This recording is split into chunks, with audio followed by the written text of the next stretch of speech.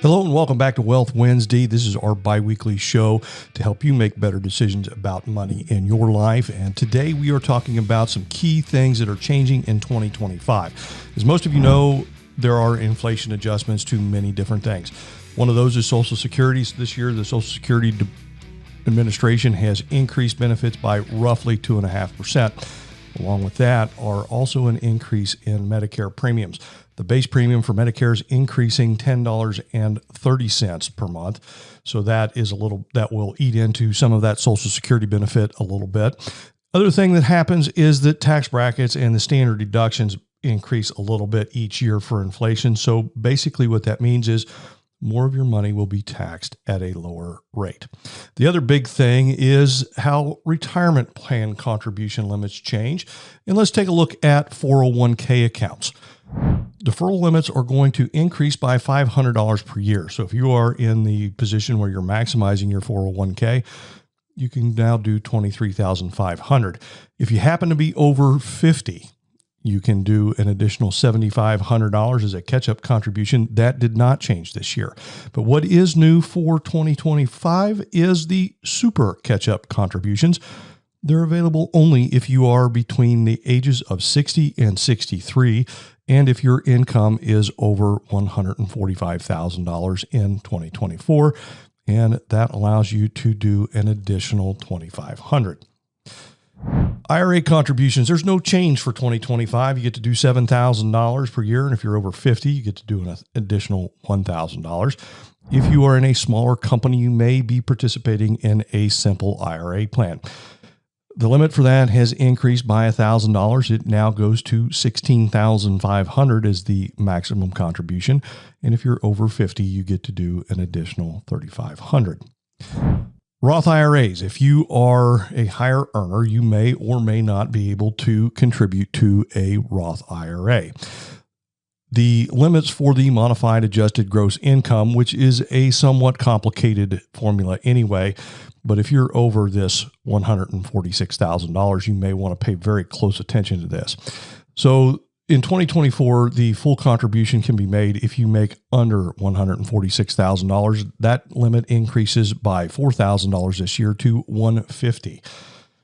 If you make between $150,000 and $165,000, it is a prorated amount, and you are not eligible if you are a single person making over $165,000. If you're a joint filer, full contributions can be made if your joint income is under $236,000 in 2025. It's prorated between $236,000 and $246,000, and if you make over $246,000, you're not eligible to make those IRA contributions. That brings us to a backdoor Roth. So a backdoor Roth is a provision when you can make a non-deductible IRA contribution and then convert it immediately to a Roth IRA. And if you're in those higher income tax brackets, this is a strategy that is often used. Know something. You must aggregate your IRA accounts to determine how much of your contribution is taxable. So if you have multiple IRAs, it can be a problem if you try to do this strategy with a separate IRA. Now, if you have money in 401k accounts, that does not count towards the conversion side of things. And also keep in mind the conversions have a 5-year window to gain full tax advantages. Let's switch over now to health savings accounts. If you are a single person, in 2025, you'll be able to do an additional $150. That's $4,300 per year. And if you're over the age of 55, it means you get to do an additional $1,000. If you're a family, $8,550. And if you're over 55, you get that additional $1,000. So one of the things that we are constantly watching is the sunset provisions of the 2017 tax cuts. If legislative action is not taken, many provisions of these tax cuts will reset to where they were prior to the law taking place. So what does this mean? It means there'll be a lower standard deduction. Right now, only about 10% of people are itemizing their deductions on their tax return after they increase the standard deduction.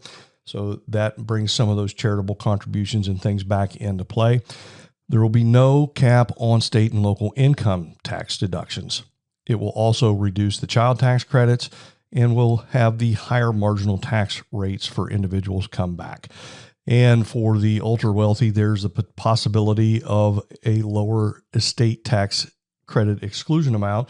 Right now it's somewhere in the $12 to $13 million range. That would come back down towards $5 million before the federal estate tax kicks in.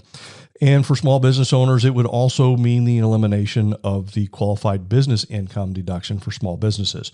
So we're keeping an eye on this to see if any legislative action is taking place in the next 12 months to see if those tax cuts are extended. If not, there will be some interesting tax planning opportunities that may happen in 2025 towards the end of the year. I'd like to thank everybody for watching today. If you would like more information about how these things impact you, please reach out to one of our advisors at cfswv.com. If you like this video, hit the thumbs up and please subscribe to our channel. Thanks for watching. Have a great week.